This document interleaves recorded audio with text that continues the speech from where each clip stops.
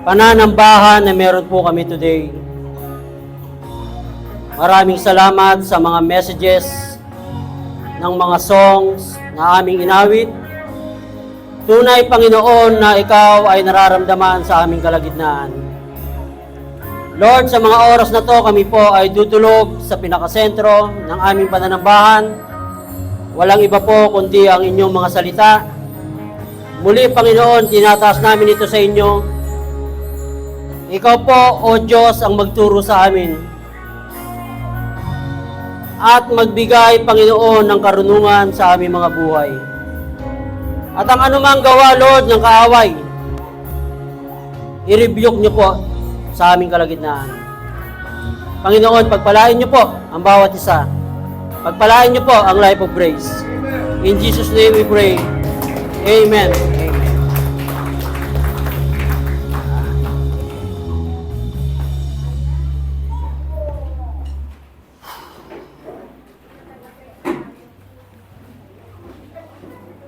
Good morning, church! Ang ating pong message for today is about the power of your tongue. Kinakabahan. The power of your tongue. Ina po natin sa ating text. Basa po tayo sa James chapter 3, verse 1 to 12.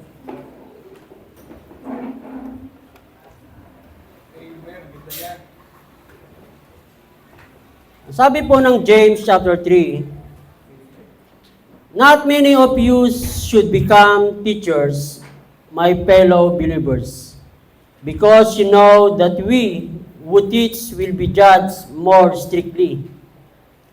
We all stumble in many ways. Anyone who is never at fault in what they say is perfect, able to keep their whole body in check.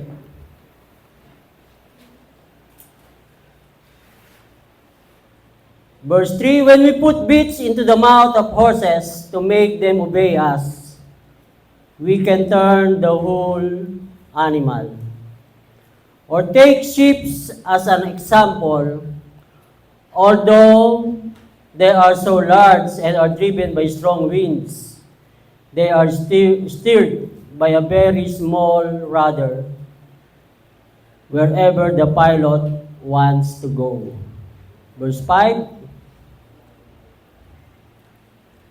Likewise, the tongue is a small part of the body, but it makes great boasts. Consider what a great forest is set on fire by a small spark. The tongue also is a fire, a word of evil among the parts of the body. It corrupts the whole body, set the whole course of one's life on fire, and is itself set on fire by hell. Sa 7, all kinds of animals, birds, reptiles, and sea creatures are being tamed and have been tamed by mankind, but no human being can tame the tongue. It is a restless evil, full of deadly poison. Verse 9, with the tongue we praise our Lord and Father, and with it we curse human beings who have been made in God's likeness. Out of the same mouth come praise and cursing. My brothers and sisters, this should not be. Can both fresh water and salt water flow from the same spring? My brothers and sisters, can a fig tree bear olives or a grapevine bear figs? Neither can salt spring produce fresh water. Sa mga kapatid, tinalakay po ni James ang kapangyarihan o capacity ng ating mga dila.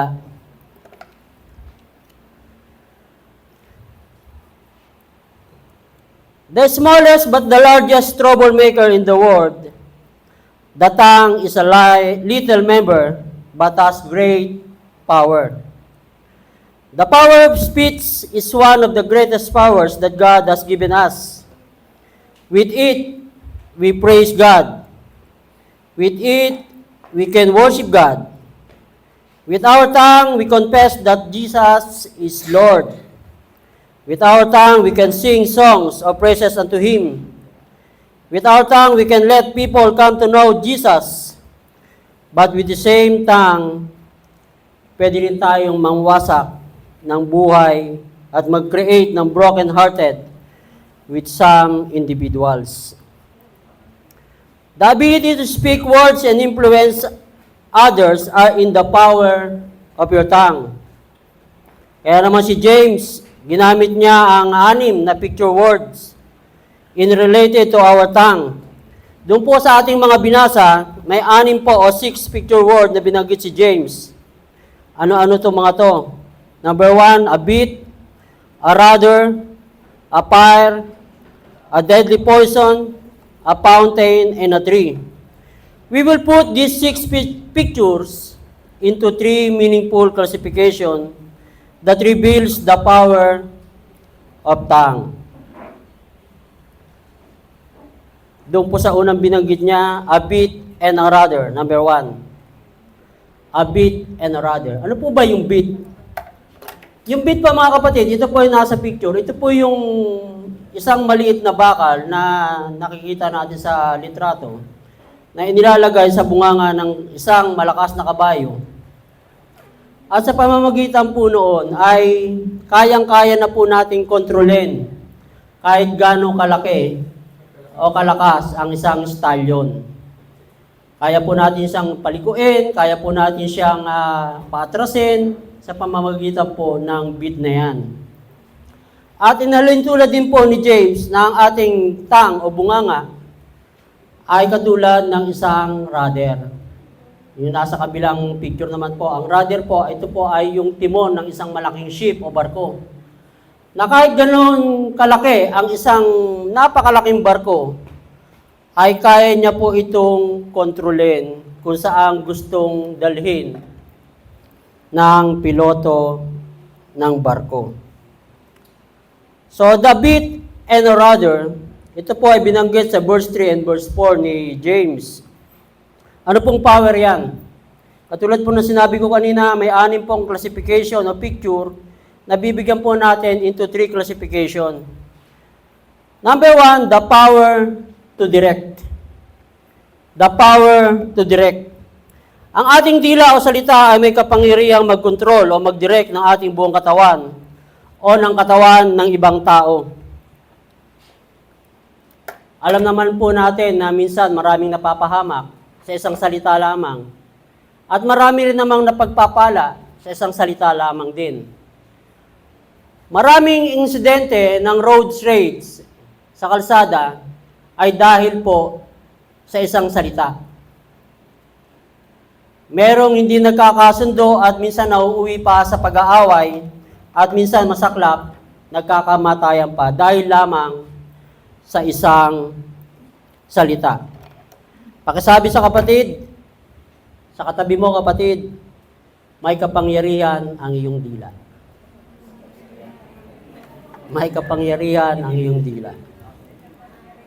Ang sabi po ng Proverbs chapter 15 verse 1, a soft answer turneth away wrath, but grievous word stir up anger. So kung ang isang salita ay mahinahon at maganda, ito po ay pumapawi ng puot, ang sabi po ng Proverbs. Subalit kung ang isang salita naman ay napakagaspang at walang ingat, ito po ay nagki-create ng trouble. Uy, naputol. Na-trouble tuloy. Naupuan ko kasi kanina. Ito po ang sabi ng Proverbs 15:1.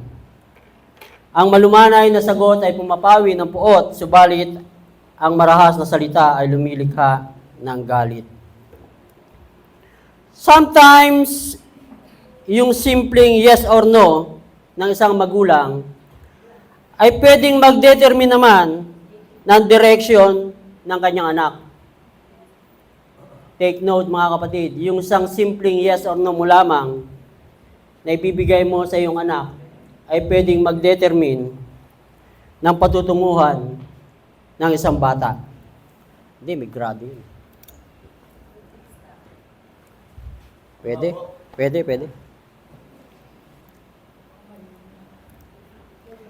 Maging ikaw sa sarili mo, ang salitang sinasabi mo sa sarili mo can determine the direction of your own life. Kapatid, ang ating pananalita ay pwedeng mag-set ng landas ng buhay natin o ng buhay ng isang tao. Negative words can direct you negatively and positive word can go with you positively. Malaki ang pagkakaiba ng taong positive thinking sa taong negative.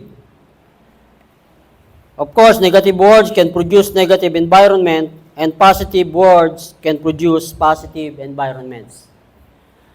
At naniniwala ako, walang isang tao na ang gusto niyang laging kasama ay very negative. Nakakahawa po yun. Pag ang lagi mong kasama ay laging negative sa kanyang mga pananaw.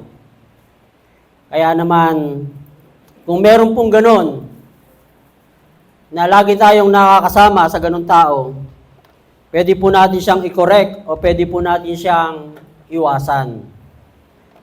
Dahil hindi po maganda ang ibibigay na environment niya sa buhay mo. Isang example din, ang isang judge, pag naglabas ng verdict, guilty or not guilty, ito po ay pwedeng magpabago ng buhay ng isang akusado o ng isang tao. Guilty or not guilty, babaguhin ng judge o ng salita ng judge ang buhay ng taong inaakusahan. Si Duterte po, pag nagsasalita, alam niyo po ba kaya sumikat si Duterte sa buong mundo? Napakamakapangyarihan ng salita ni Duterte at lahat nag-aabang kung ano ang kanyang sasabihin. Doon po siya sumikat, hindi lamang dito sa ating bansa, kundi maging sa ibang bansa. Ang bawat salitang lumalabas sa kanyang bibig ay inaantay ng mga tao. Ayun nga lang, hindi naman Kristiyano si Duterte, kaya siyempre, although sa iba, malakas ang dating dito sa mundo, pero sa atin bilang isang Kristiyano, kamangmangan po ang mga ganong salita. Kaya naman, ang ating sinasuggest, speak good, positive word, and hopeful word para dito sa ating Life of Grace congregation. Alam nyo ba, noong April 21, 1885, isang Kristiyano na nangangalang Edward Kimball ay pumunta sa isang tindahan ng shoes sa Boston at nakilala niya rito ang isang kabataang lalaki. At sa kanilang pag-uusap ay nakapag-share siya dito ng Word of God. And history tells us na ang lalaking iyon ay isa sa maimpluwensya at makapangyarihang evangelist. Siya ay si Edward L. Moody. Why? Bakit siya naging makapangyarihang evangelist?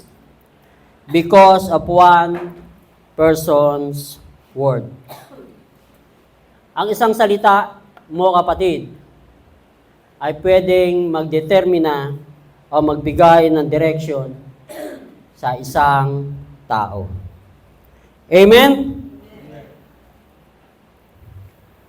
Direction. Ang deacons ng Life of Grace, share ko lang konti. Meron po kaming minsan tinatalakay sa aming mga meetings, yung speak to the earth na tinatawag. Hindi ko lang alam kung na-share ni Ate Marisa sa inyo to, pero yung speaking to earth o to the earth ay isang pagpapakita na ikaw ay may authority na magsalita sa earth. At kung ano ang iyong pinaniniwalaan base sa pananampalataya mo, ito po ay mangyayari at mangyayari sa iyo. Sinabi po ng Bible, sa iyong pananampalataya, so be it, di ba? So, mga kapatid, ang salita mo ay napaka makapangyarihan para bigyan ng direksyon ang iyong buhay. Even mga demons, pwede nating kontrolin sa pamamagitan ng ating mga salita. Remember, yung nandito si Janiel, nung siya ay sinasapian at si Madam ang nagdidirect doon sa evil na nasa loob ni Janiel during that time. At sumusunod ang demonyo sa salita ni Madam. So mga kapatid, bilang isang Kristiyano, lalo na kung tayo ay totoong Kristiyano, napaka makapangyarihan ng iyong salita. Amen?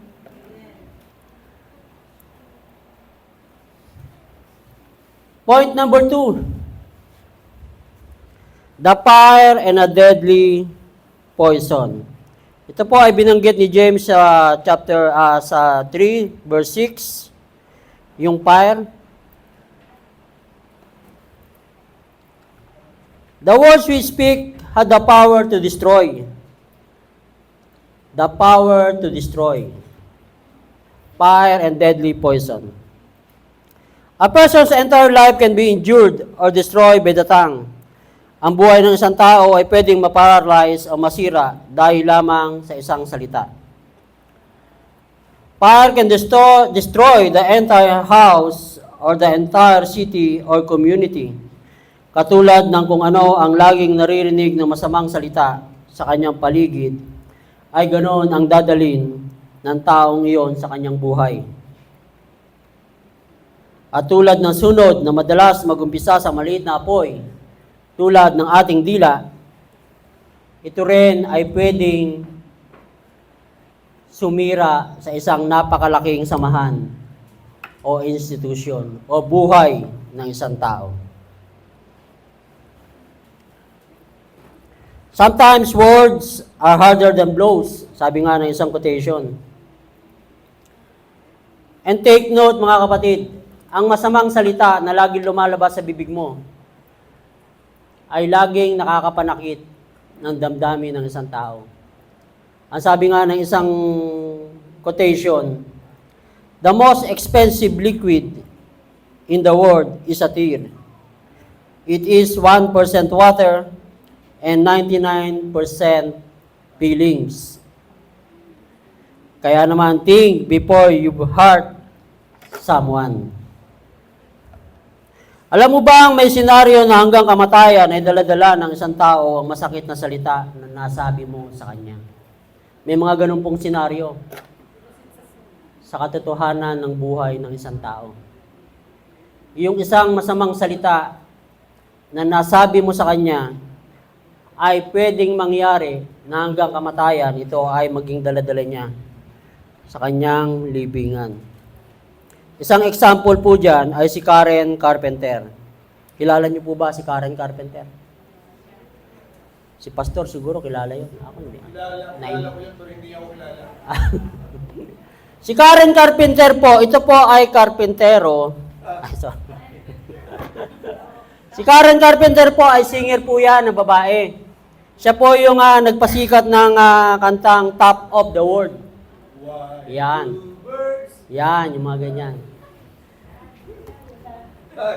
Si Karen Carpenter po ay dinibdib niya isang salita ng isang broadcaster sa kanya na siya ay sinabihan na, you know, you are so much chubby. Sabi ganun sa kanya. Doon lamang sa salitang yun, ay dinibdib ni Karen Carpenter ang salitang yun at inilagay niya sa kanyang isip na iyan ang huling salita na maririnig ko na sasabihin sa akin ng tao na ako ay chubby. Kaya naman si Karen Carpenter ay napakapayat, pumayat ng pumayat. Alam niyo po ba kung ano naging sakit niya? Dahil lang doon sa isang salita ng broadcaster sa kanya. Sa tuwing kakain po si Karen Carpenter, ang kanyang bunganga ay dinudukot niya para isukan niya yung kanyang pagkain. And then later on, dahil ito ay naging madalas niya nang ginagawa, bumibili na siya ng pills, ng pampasuka, hanggang sa na-overdose siya at iyon ang kanyang ikinamatay. Namatay po siya at the age of 32. Batang-bata at kasikatan niya during that time. Kaya naman maraming nagluksa nung namatay si Karen Carpenter. Kaya kapatid, ang isang masamang salita mo ay pwedeng dalhin ng isang tao hanggang sa hukay. Ang sabi po ng Psalm chapter 52 verse 2, your tongue plots destruction like a sharpened razor.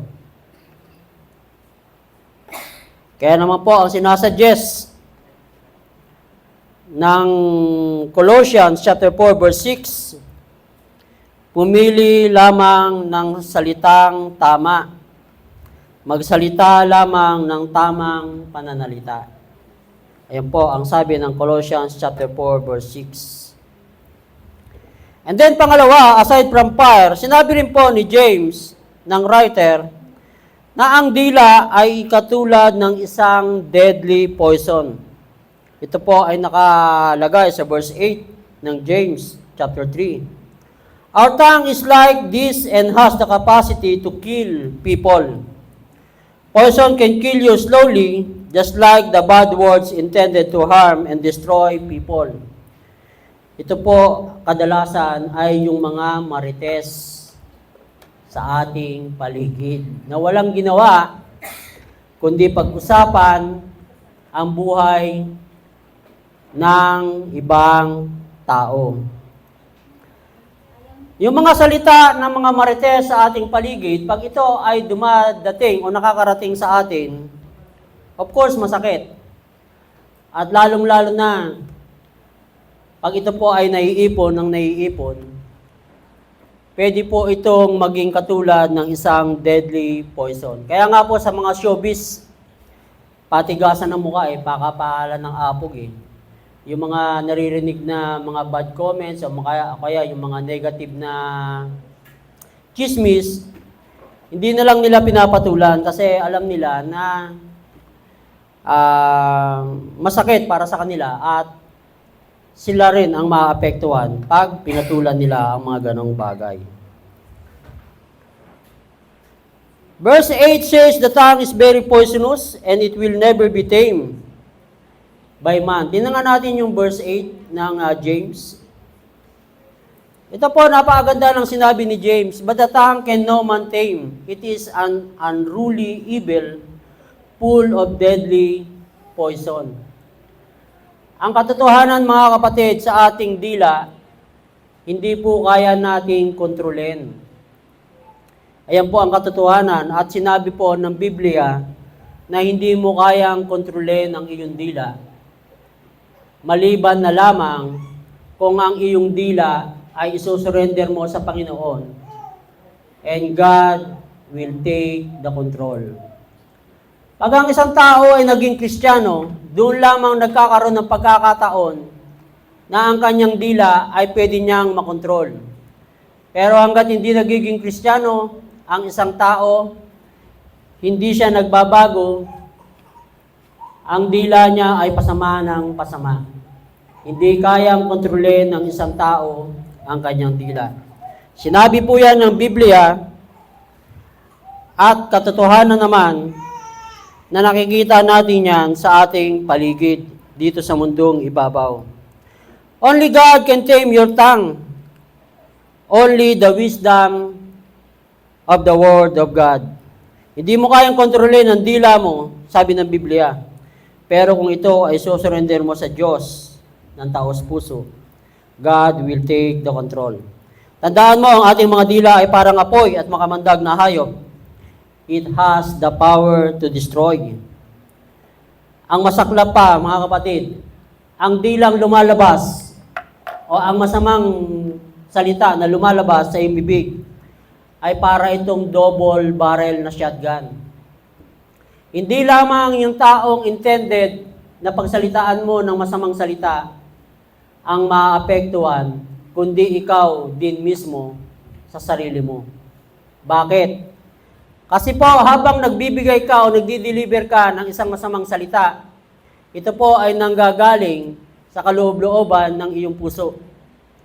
At alam naman po natin na ang isang taong magagalitin, lagi pong o lalo pong humihina ang kanyang immune system.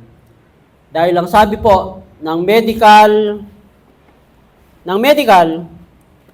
ang isang taong magagalitin, lagi pong tumataas ang kanyang level ng cortisol sa kanyang katawan. At ito po ang nagpapahina ng immune system ng kanyang pangangatawan. Kaya naman, double barrel po ito. Pag ikaw po ay madalas magbigay o mag-deliver ng masamang salita sa isang kapwa-tao mo, hindi lamang ang intended na taong iyon ang nasasaktan, kundi ikaw din mismo, hindi mo napapansin na ang iyong sarili o ang iyong buong kalusugan ay naapektuhan din. Ang sabi po ng Proverbs 18:21, tingnan natin kapatid ng Kevin sa ating slide. Death and life are in the power of the tongue, and they that love it shall eat the fruit thereof. So mga kapatid, sinabi po ng Biblia, nang laging nagmamahal o laging biyasana doon sa mga masamang salita, siya rin ang kumakain nito. Yung bunga noon ay naapektuhan din ang kanyang pagkatao. At alam nyo ba, Gracer o mga kapatid, na may isang Japanese scientist sa Japan na nag-experiment tungkol sa tubig. Ano naman kaugnayan yan, Brother Ernie? Tubig yan tangang pinag-uusapan natin. Ang tubig po, ito ang Japanese scientist na nag-invento o nakadiscover nito ay walang iba kundi si Masaru Emoto. Yan, si Masaru Emoto. Sa kanyang experiment, Masaru Emoto's water experiment, which has generated widespread interest, claims that water structure is influenced by word, music, and emotions, with positive stimuli resulting in beautiful, symmetrical ice crystal and negative stimuli leading to chaotic formation. Ano pong ibig sabihin niya? Nag-experiment po ang Hapon na ito, ang Japanese scientist na to, na yung tubig ay nilagay niya sa 2 galon. At yung 1 galon, lagi niyang sinasabihan ng mga good words like I love you, God bless you. Laging gano'n ang mga sinasabi niya, mga beautiful words. Compare doon sa 1 galon na sinasabihan niya ng puro cursing. Tapos nung kanyang inilagay ito sa freezer at binuksan nila yung yellow, yung formation po ng tubig ay magkaiba compare doon sa laging nakakatanggap ng mga beautiful words at doon sa curse words na natatanggap na tubig. Ano pong ibig sabihin niya, mga kapatid? Ang tao po ay composed ng 70% water sa ating katawan. At kung ano po ang lagi nating na-absorb na salita sa ating paligid, ay iyon po ang nagiging resulta sa ating katawan. So, ang scientist na si Masaru Emoto ang nakadiskubre ng mga bagay na yan na ang tubig ay... Anong nangyari sa tubig? Ang tubig po, yung laging binibless o laging nakaka-receive ng magandang word, yung formation ng kanyang molecules ay yung iba-iba yung kanyang crystallize, yung pagkakakristal. Mayroong parang mga diamond, mayroong parang flower. Hindi ko kasi nakuha yung picture eh. Compare doon sa laging kinakars na tubig, ang kanyang structure ay wasak at walang formation. So, ayun po ang pagkakaiba. Pag ang tubig po ay laging nakakarinig ng magagandang salita, ang kanyang structure po ay maganda ang kanyang structure o formation ng kanyang molecules. Ayun po ang... dapat bago pinom ng tubig, i-bless mo yung tubig. May mga ganong pastor kasi ang may experiment siya na ang tubig na polluted, laging ibinibless, tapos nagkaroon siya ng resulta. Hindi ko masyadong pinakosan yung aking pag-iimbestiga kay Masaro. Kinuha ko lang yung pinaka-thoughts about doon sa magiging resulta ng mga molecules ng tubig. At pwede nating i-connect ito sa ating katawan dahil ang ating katawan ay 70% composed ng tubig.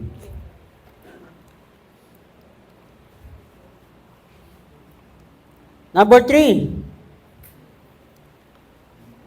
Sinabi ni James na ang ating dila o pananalita ay katulad ng fountain in a tree.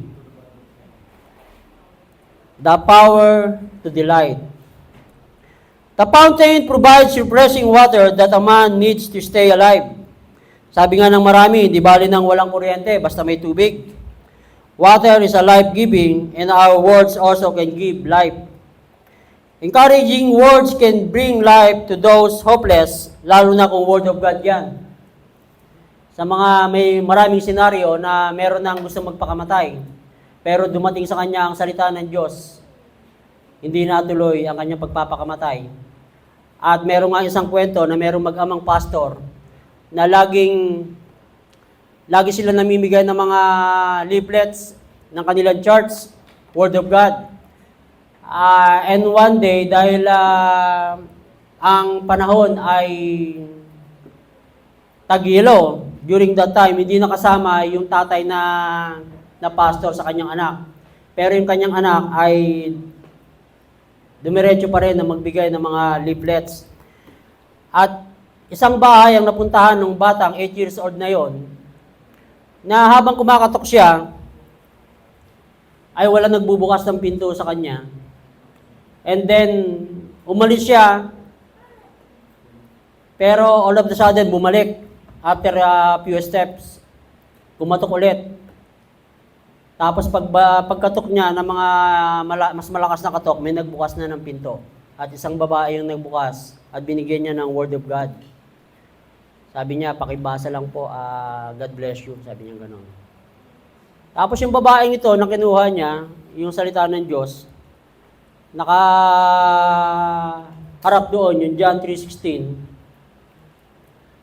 Yung babae pala na yon, umattend siya ng church after the following days o after a week, umattend siya ng church at nagpatutuo siya na yung time na yon na dapat pala ay siya ay magpapakamatay na. Naka-ready na yung kanyang lubid at nakasampa na siya sa upuan para tumalon na lamang. At timing naman na kumatok yung bata at dahil nga sa kakulitan, ay binaba niya muna at tinignan niya kung sino yon. At ang nangyari nga, nabasa niya yung Word of God. Mga kapatid, ang mga salita ay hindi lamang po ang mga salitang lumalabas sa ating bibig, kundi maging yung mga dinideliver natin sa mga text messages, ito po ay nakakasakit din o na pwedeng makasakit o pwedeng makapala o makapagpapala ng isang taong nakakabasa. Lalong-lalo po, kagaya yung example natin na short story, nag-testimony yung babae doon sa church na yon, na dahil nga doon sa leaflet na binigay ng bata, naudlot yung kanyang pagpapakamatay at hanggang siya ay na-convert na isang Kristiyano. Glory to God. Amen. Amen.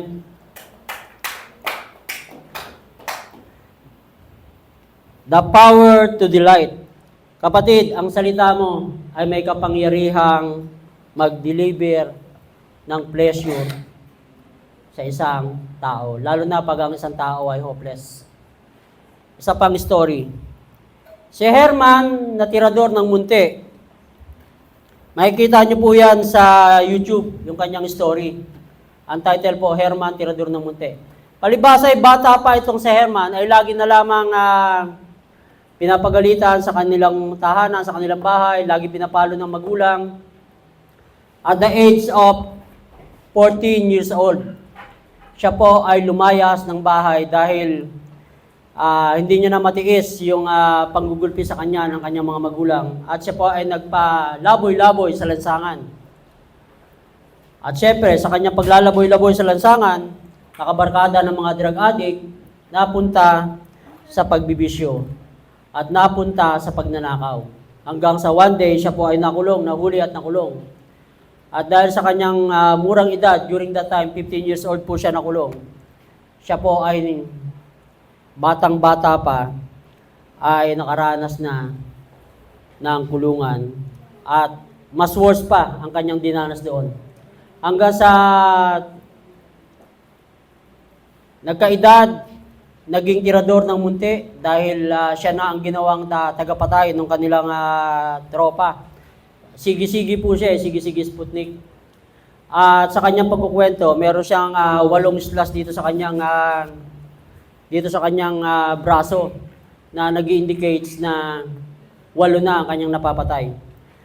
And then to make the story short, yung kanilang leader ay may inuutos sa kanyang patayin ng isang miyembro ng bahala na gang na kanya namang papatayin na one Sunday.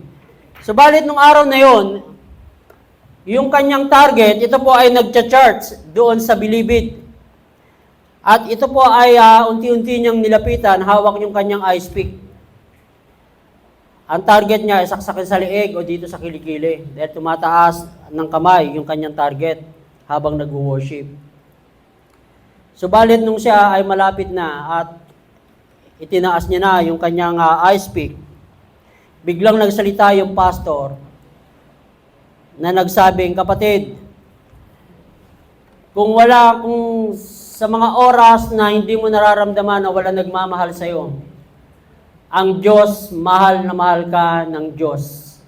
Ayun po ang statement na naging patotoo niya na hindi mabura sa kanyang isip, mahal na mahal ka ng Diyos. At ayon sa kanyang testimony, yung kanyang kamay na may hawak na ice pick, hindi niya maitaas. Nakita niya na lamang yung kanyang sarili na nakaluhod sa harapan ng pastor, umiiyak. At iyon na po ang umpisa ng pagbabago ng kanyang buhay. Pastor na po siya ngayon at active sa church. Kung gusto niyo pong makita yung kanyang kwento, nasa YouTube po yan. Herman Tirador ng Munti. Herman Tirador ng Munti. Like water, our words can bring refreshment to the lives of people. At iyan po ay an example doon sa fountain. Isa pang example ni James ay ang tree. Trees can give us shades. Trees can hold floods. And trees can give us foods. The power to delight. Ang puno po ay pwedeng magbigay sa atin ng lilim. Ang puno po ay pwedeng magbigay o pwedeng mag-hold ng mga baha. At ang puno po ay pwedeng magbigay sa atin ng kanyang prutas para makain. Naranasan mo na ba kapatid na ikaw ay galing sa isang napakainit na paglalakad? Pag nakakita ka ng isang puno, parang gustong-gusto mong humiga at gusto mong lumilim para makatikim ng konting kaginawaan. Ganun po ang ating mga salita, mga kapatid. Lalo na pag ito ay magagandang salita na lumalabas sa ating bunganga. And of course, lalong-lalo na pag ito ay salita ng Diyos. As we begin to share God's Word to other people, yung kanilang aligagang buhay ay nakakatagpo ng kapayapaan. Ang sabi po ng Proverbs chapter 15 verse 4, a wholesome tongue is a tree of life. A wholesome tongue is a tree of life. At ang sabi naman ng Ephesians chapter 4 verse 29, ang mabuting salita ay nagpapatibay para makinabang sa biyaya ang nakikinig. Kaya naman kapatid, piliin mo lamang ang mga mabubuting salita na lumalabas sa iyong bibig. Amen? Kung ikaw ay isang taong akusado, ibig ko sabihin ng akusado, yung mahilig bang mag-accuse, lagi mong tatandaan, Satan is an accuser. Lagi mong tatandaan, ang diablo ay laging nag-a-accuse. Kaya hindi po, walang puwang sa isang Kristiyano na lumalabas sa bibig natin na lagi tayong nag-aakusa ng ating kapwa. Amen? Guard your heart. Ito ang sikreto ng magandang dila. Ang sabi po ng mundo, follow your heart.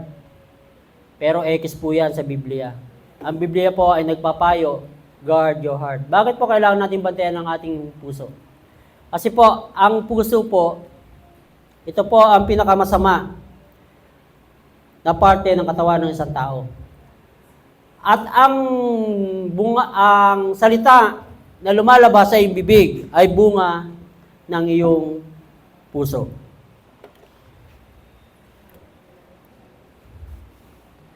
Jeremiah 17:9 states, "The heart is deceitful above all things and desperate wicked. Who can know it?" Ang sabi naman ng Matthew chapter 12 verse 34 to 36, "Out of the abundance of the heart, the mouth speaketh." So katulad po na sinabi ko kanina, kung ano ang nilalaman ng iyong puso, ayun po ang nilalabas ng iyong bibig. Sabi ni James, hindi pwede magsama ang masarap na tubig at bitter water. Hindi rin pwede magsama sa isang puno ang isang magandang bunga at hindi magandang bunga. Ano ang ibig sabihin? Ang isang taong nagsasabi na siya ay Kristiyano, pero iba at masama ang patutuo ng kanyang mismong bibig, there is something radically wrong in his heart. Tandaan mo, there is something radically wrong in your heart. Pag ang inyong bunganga ay laging masama ang lumalabas. Hindi pwede, kapatid, na ating dila na ginagamit natin sa pagsamba sa nag-iisang Diyos. Pinupuri natin ang Diyos sa pamamagitan ng ating dila o ng bunganga natin, ay siya ring dila na gagamitin mo para ilabas ang mga masasama na salita sa ating kapwa. Hindi po pwede yan. Ang sabi po ni James. Ayan po ay diniinan niya sa James chapter 3 verse 9. Tingnan natin, kapatid.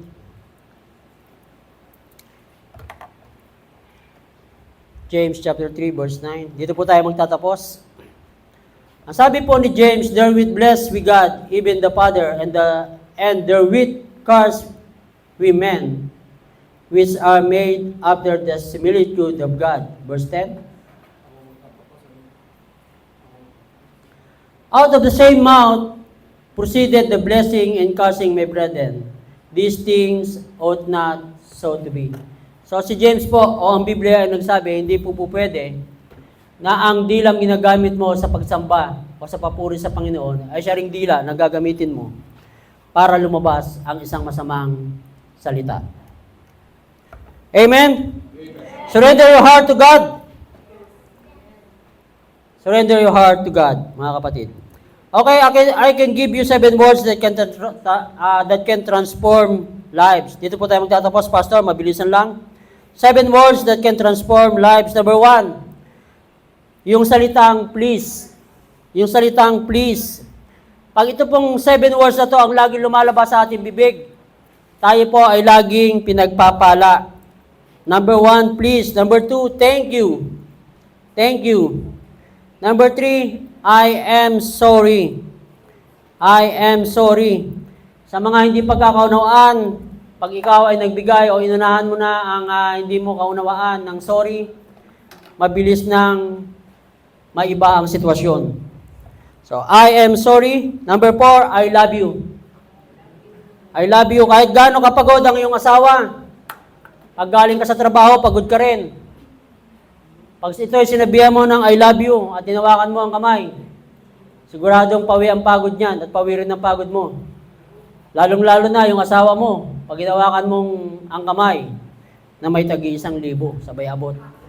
Sabay sabi ng I love you. Pawing-pawi ang pagod nun. Number 5, I am praying for you. Then number 6, praise God. And of course, number 7, God bless you. God bless you. Sa last verse natin, James chapter 1 verse 19 to 20. James chapter 1 verse 19 to 20.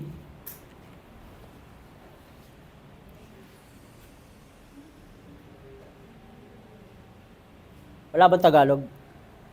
Tagalogin natin. Dito po tayo magtatapos. Sabi po ni James sa 1:19, nalalaman ninyo ito, minamahal ko mga kapatid. Ngunit magmaliksi ang bawat tao sa pakikinig. Magmakupad sa pananalita. Ibig sabihin po ng magmakupad, slow. Magmakupad sa pagkagalit. Verse 20, sapagkat ang galit ng tao ay hindi gumagawa ng katuwiran ng Diyos. Tayo pong lahat ay magsitayo. Okay, habang kayo nakatayo, may sasabihin akong importante sa inyo. Sige, kasi napagod na kayo nakaupo eh. No? Hindi ko alam bakit dito Ayaw na sa lahat ay una-una, tatlong bagay ang sasabihin ko.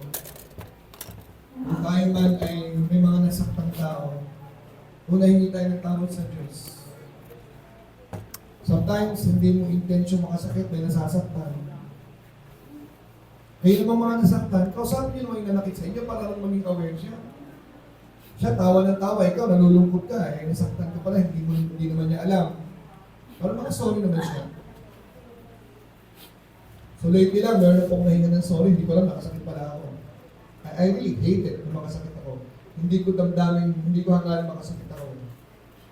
Kaya madali po ako mag-sorry. Kaya para po sa mga nasaktan ko, lapit kayo dito, sasaktan ko pa kayo. Hindi, sorry ho naman. I'm sorry sa inyo kung nasaktan ko po kayo.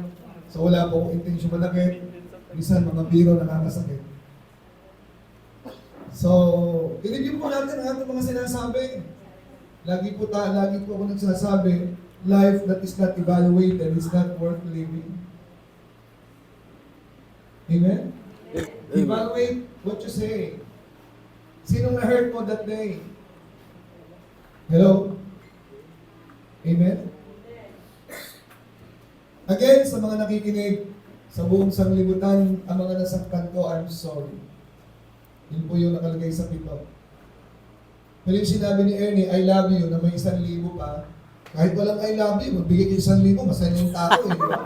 Kahit walang I love you. Kasi why? Action speaks louder than words. Naniniwala ako si John. Maliban na siya'y gwapo, palagay ko, nadala ka rin sa mga sweet talks, no?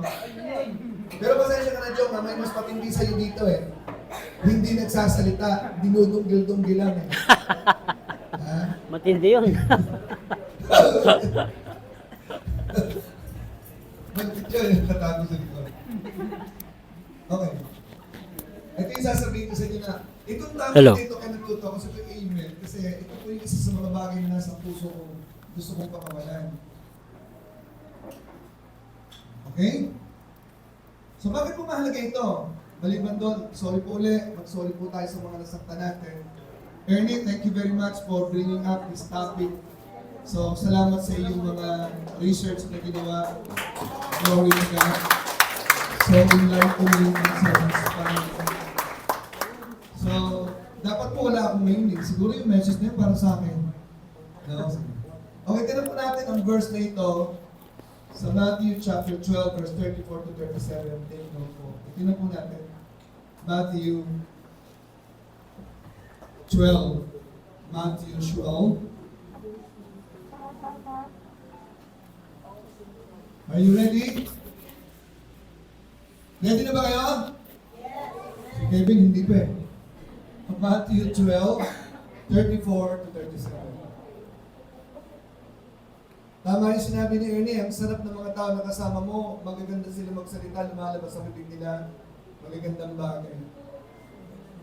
Kaya ang sarap na may kasama ka sa bahay na puro sweet talks ang sinasabi, di ba? Masarap ba kasama mga taong sweet? Pero pag sweet eh, ang ganda, di ba?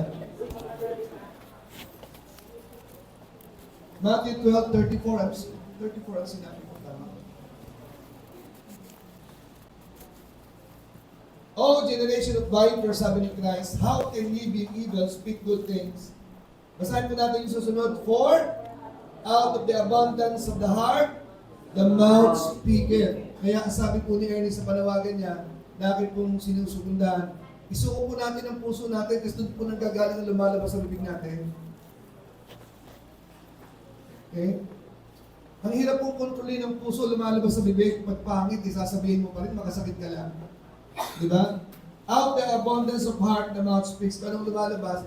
Kaya nga ang tao ay parang isda na nahuhuli daw sa muso, sa bibig.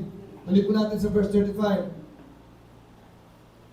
O good man, out of the good treasure of the heart bringeth forth good things, and an evil man out of the evil treasure bringeth forth evil things. Ano ibig sabihin yan?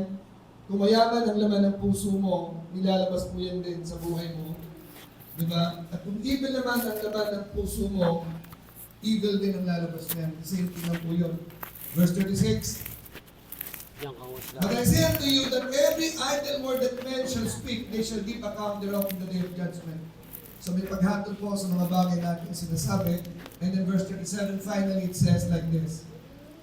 For thy words thou shalt be justified, and by thy words thou shalt be condemned. Two story before we close.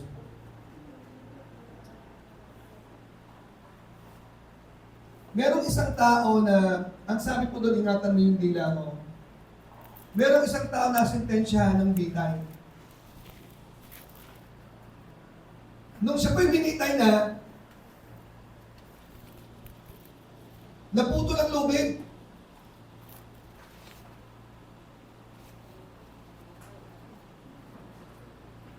Pagka po naputol ang lubid, ibig sabihin po yung execution, tapos na. Yan po yung batas divine intervention yan.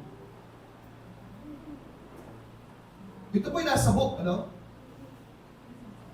Nagsalita po siya ng isang salita na nakalagay po sa presidente ng time na yun. Walang kwenta yung mga lubid nila. Binitay ulit. Para malaman ng kwenta ng lubid. Kung hindi siya nagsalita, acquitted na eh. Ayun, sa pamagitan ng kanyang salita, tingnan po natin ang Proverbs 18:21. Yun po yung ibig sabihin ng binanggit ni Ernie kanina. Nagsalita pa kasi eh. Yung lubid nila walang kwenta. Yung libro niya sana eh. No? Yung salitang yun, yun ang pumatay sa kanya. Kaya sabi po, death and life are in the power of the tongue. And they that love it shall eat the fruit thereof. One more thing na naibanggit ko ng minsan, meron po isang tao naglalakbay na pagod na galing sa disyerto. At sa kanya kapagod nakakita po siya ng damuhan na may puno. Sabi niya, wow! Wow, makapag-rest ako. At siya po'y nakaiklip sa sobrang pagod. At nung siya makis yan, sabi niya, sana may pagkain sa harapan ko. Nagulat siya biglang nagkaroon ng pagkain sa kanyang harapan. Wow! Sa kanyang kagutuman, hindi siya nagtatanong kung bakit nagkaroon ng pagkain. Kain po siya ng kain. Busog na busog po siya. At sa kanyang kabusog, sabi niya, ang sarap sana kung may inumin dito. At biglang lumabas yung inumin. At siya po'y uminom ng masasarap na klase ng mga juices and everything. At doon sa pinagpapahinga na sabi, teka muna. Saan galing yung mga kinain ko pinigil ko? Siguro may multo dito. Biglang lumabas yung multo. Sabi niya, walang multo! Papatayin ako dito! Sinakal siya ng multo. Namatay po siya. At siya po pala ay napunta sa tinatawag na wishing tree. Alam niyo po, ang buhay po natin is like a wishing tree. Kung ano ang sinasabi mo, nangyayari sa'yo. Ano po? Yun po yung sinabi kanina. Kaya mag-iingat po tayo sa sinasabi natin, life is like that tree. Life is like a wishing tree. Kung ano ang sinasabi ng bibig mo, nangyayari sa'yo. Okay, mga kapatid, ganito po yung sabihin. Kapag puro pangit ang naririnig mo, sana po pumasok sa kwarto, baliktarin mo lahat yung pangit, huwag mong tanggapin, at diktahan mo ang sarili mo. Yun po yung power ng meditation. The reason why I'm encouraging you always to meditate, you're always speaking good things about your life. You're always speaking good things about yourself. Lord, I thank you. I am not like what my neighbor said, or I am not like what my sister said to me. I am not like what my mom said to me.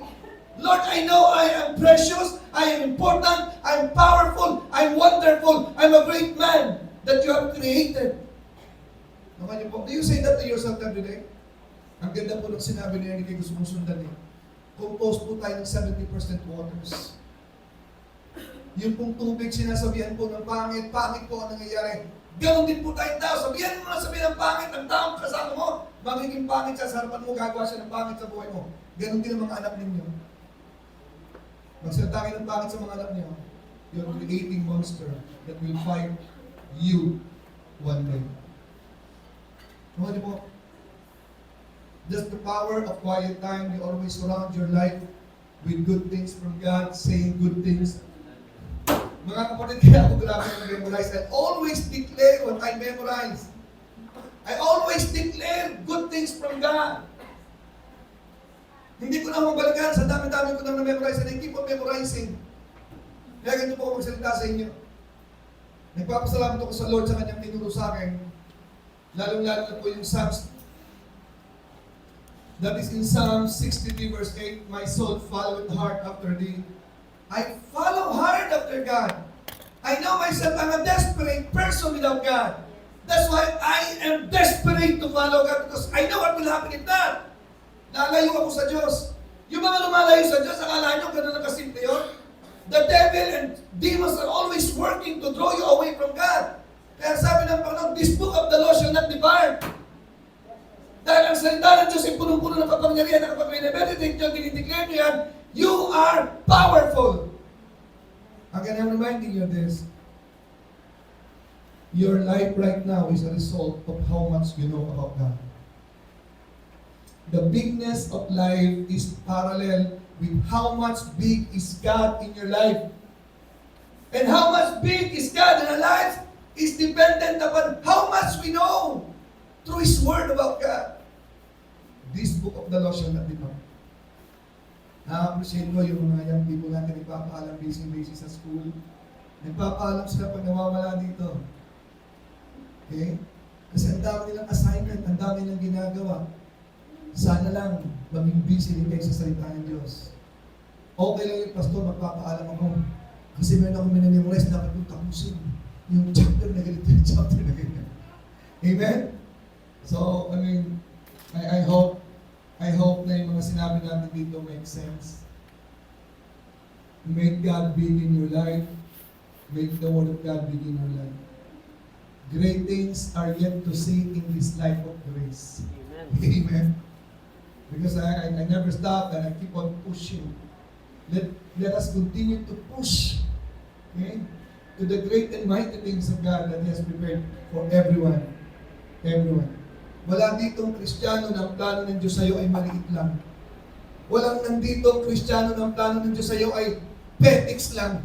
Laging great and mighty. Let's push through to the great and mighty things of God. Amen? Don't settle for mediocrity. Don't settle na just to keep on lang, just to pass by lang, just to get by lang. God has prepared great and mighty things for every believer of the Lord Jesus Christ. God hates procrastination. God hates stagnancy. He hates complacency. Let us push and declare great and mighty things in your life every day. Amen? Amen. Maraming salamat, my church. Salamat, my mga preachers. Salamat, my Word of God. Nakita namin kung gano'ng kabulok ang mundong aming ginagalawan. Thank you, Lord, for you have been preserving us with your Word. Thy Word is truth. Thy Word sanctifies. Thy Word empowers us. Thy Word lifts us up. Lord God, thank you so much for the abundant words that you have given us, even for today. Salamat, Panginoon, sa pagpapala sa araw na ito ng mga messages ng songs. So inspiring. At yung mga tears namin sa pag-awit ay hindi ko galing sa mga sama ng loob. Galing po yun sa pagpupuri sa inyo, Panginoon. Maraming salamat po, dakilang Diyos. Great and mighty things are here in this place. Because we have God manifesting. God is blessing us all. Let everyone who is here today, oh God, be lifted up and push through for great and mighty things. Because that is your will for everyone. Thank you, Lord. We give you back all the praises and the glory. Thank you so much, Lord God. Keep on manifesting. Keep on manifesting. Empower us. Continue to lift us up, Lord. In Jesus' mighty name. Amen. Amen.